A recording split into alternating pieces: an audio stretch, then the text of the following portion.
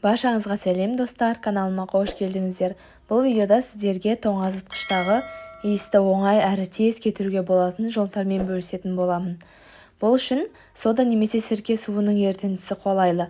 Яғни 1 литр жылы суға 1-2 ас қасық соданы немесе 2-3 ас қасық сірке суын сұйылтып, қабырғалар мен сөрелерді сүртіңіз.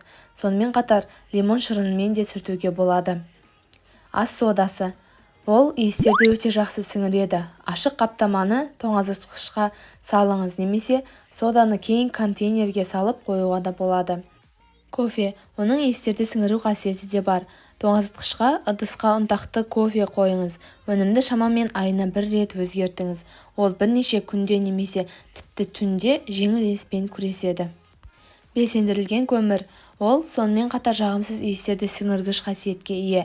Белсендірілген көмірдің 10-20 таблеткасын ұнтақтап ыдысқа салыңыз. Тоңазытқышта 1-2 күн ұстаңыз. Алдын алу үшін дәрі-дәрмекті айына 1 рет немесе одан да жиі өзгертіп отыруға болады. Тұз немесе қант. Бірнеше ас қасықты ыдысқа салып тоңазытқышқа салыңыз. 1 айдан кейін немесе одан да ертерек ауыстырыңыз. Газет. Ерекше бірақ тиімді әдіс. Газеттің бірнеше парағын мұжып, бүйірлік сөрелерге немесе көкөніс жәшігіне салыңыз. Аптасына 1 рет ауыстыруыңыз. Газетті мұздатқышқа да қоюға болады.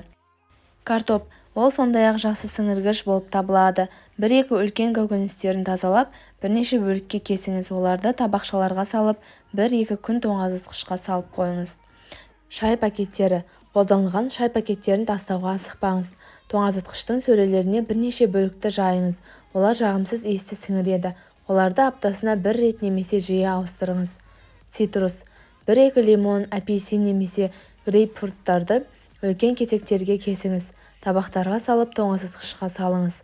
Оларды шамамен 2 күнде 1 рет өзгертіңіз. Цитрус жемістерінің қыртыстарын тастауға асықпаңыз. Олар жағымсыз иістерді жақсы сіңіреді, сондықтан оларды пакеттерге салып тоңазытқышқа салып қойсаңыз болады.